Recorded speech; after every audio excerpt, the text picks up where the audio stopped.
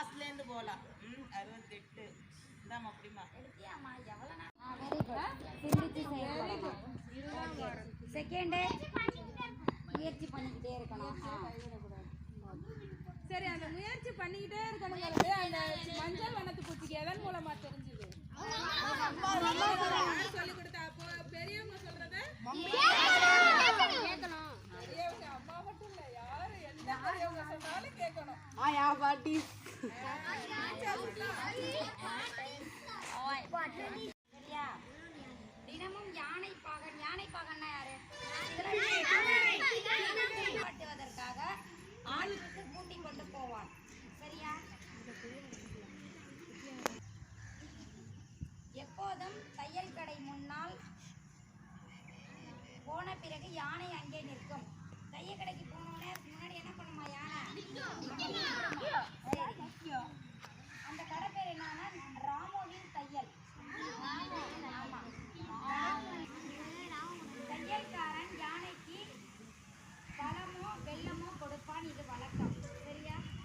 ஒரு நாள் யானை தையல் கடையின் முன்னால் போய் தும்பிக்கையை நீட்டியது. அன்று தையல்காரனுக்கு ஒரு கெட்ட எண்ணம் தோன்றியது. அவன் தும்பிக்கையில் ஒரு குத்து குத்தினான்.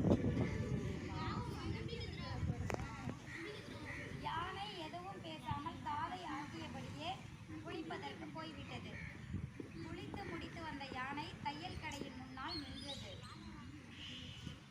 தும்பிக்கையில் உறிஞ்சி வைத்திருந்த நீரை கடையின் மீது தூயடித்தது. தையல்காரனுடன் அவனுடைய துணிகளும் தண்ணீரில் நனைந்தன. அவ்வளவுதான், முடிஞ்சிருச்சு கதை.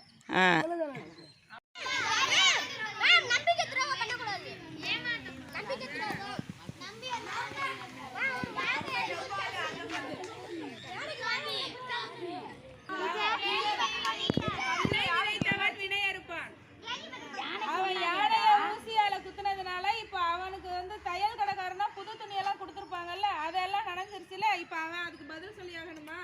அவனுக்கு அது நஷ்டம் தானே. ஒரு யானைக்கு கேடு நினைச்சா அது அவனுக்கே கேடா வந்து முடிஞ்சுச்சா? கொடுத்த மேம்க்கு வந்து தேங்க்யூ ஸோ மச் எல்லாம் சொல்லுவேன். தேங்க்யூ மேடம் சொல்லுவேன். இது யார் கொடுத்தாங்கன்னா மேம் போனா மேம் சென்ட் பண்ணாங்க. இவங்க வந்து என்னென்னா இல்லம் தேடி கல்வி சென்னையிலேருந்து வந்து எல்லா ஸ்கூலும் விசிட் பண்ணாங்க. நம்ம ஸ்கூல் வரலை, ஆனால் இந்த ஃபோட்டோ நான் அனுப்புகிறேன். அதனால் தேங்க்யூ ஸோ மச் போனா மேம் சொல்லுங்கள்.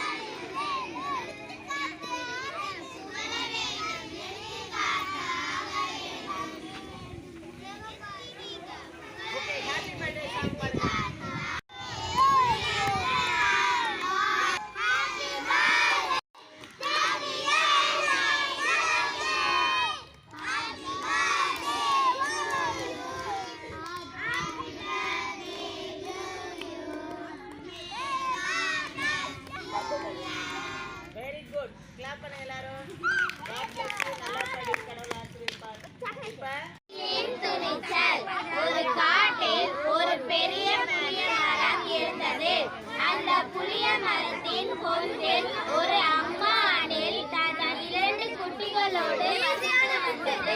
அம்மா அணில் சிறு தானியங்களை சமைத்து தூளாக்கி குட்டிகளுக்கு வாயில் ஊட்டி வந்தது. குட்டிகள் 2 பார்ப்பதற்கு அழகாக இருந்தன. அவற்றின் உடலில் சாம்பல் நிற ரோமங்கள் பரவகின்றன.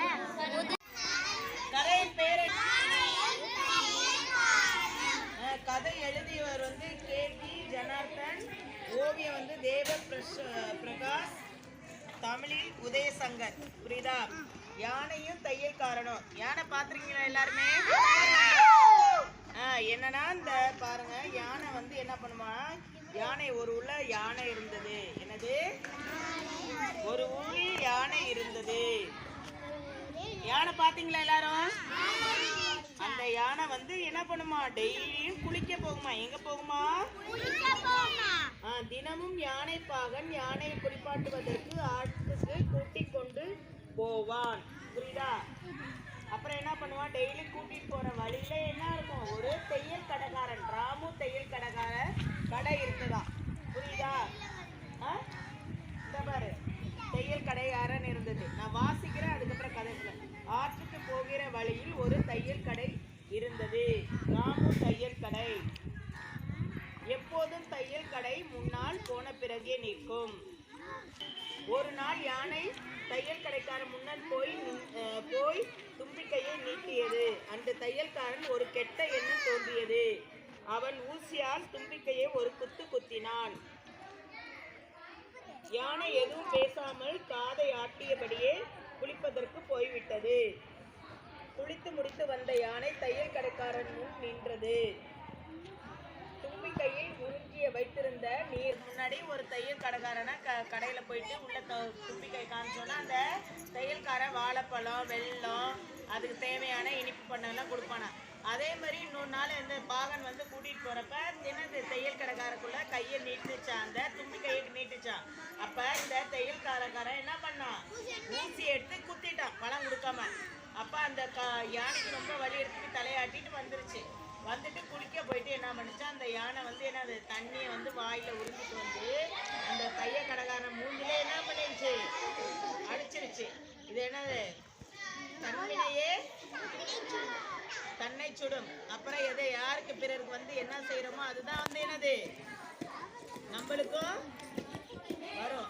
அவன் ஊசி குத்துனால அவனோட புது ட்ரெஸ் எல்லாம் என்ன பண்ணிருச்சு யானை, புரியுதா, ஈரமாக்கிருச்சா. இதே மாதிரிதான் குட்டி குட்டி கதையா இருக்கும். இது நல்லா இருந்துச்சு அந்த கதை.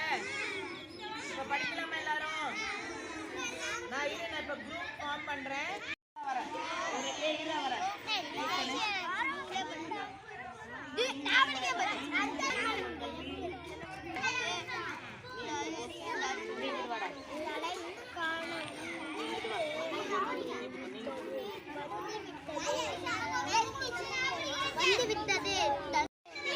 அப்போது சுள்ளம் எறும்பு தலையில் விழுந்தது.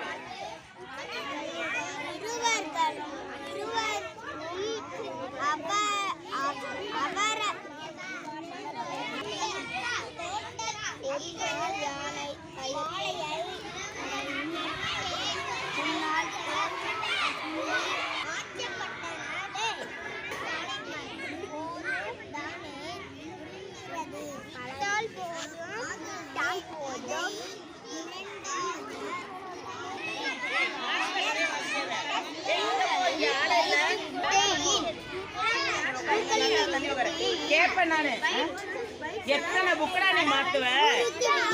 படிக்க தெரிஞ்சவனுக்கு எல்லா புக்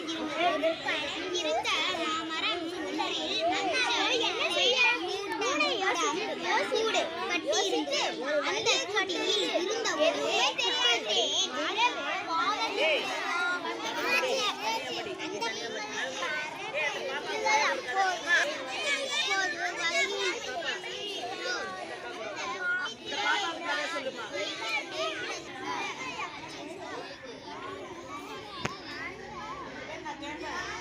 நீ தனியா உட்காந்து பண்ணாங்க கூட தனியா உட்காந்து. இவர் வந்து பிபி ராமச்சந்திரன். நான் தான் விதமான புளியன் பிஞ்சுகளை தின்னுக்கிட்டு படுத்து கிடந்தது. அப்பொழுது அங்கே ஒருத்தன் வெள்ளத்தை சுமந்து கொண்டு போய் கொண்டிருந்தான். என்னத்தை எடுத்துக்கிட்டு போயிட்டு இருந்தான்? பூனை அந்த ஆளை கூப்பிட்டு, போறது யாரு? அதான் நான் தான். கையில என்னது? கொஞ்சம் என்ன, கொஞ்சோண்டு வெல்லம், எனக்கு கொஞ்சம் தருவியா? பூனை வெள்ளத்தை வாங்கி கொண்டது.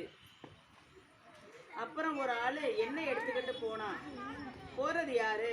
அது நான் தான். கையில என்னது? கொஞ்சம் எண்ணெய், எனக்கு கொஞ்சம் தரியா? ஓ சரி அப்படின்னு எண்ணெயை வாங்கி வச்சுக்கிச்சு. அப்புறம் ஒரு அப்பளக்காரனை பார்த்து பூனை, போறது யாரு? அதான் நான் தான். கையில என்னது? கொஞ்சம் அப்பளம், எனக்கு கொஞ்சம் தரியா? ஓ சரி இப்படின்னு பூனை அப்பளத்தை வாங்கியது. நல்லதுதான். ஒரு வீடு கட்டியது. எப்படி கட்டியது தெரியுமா? வெள்ளத்தால் வீட்டை தரை போட்டு கரும்பு வைத்து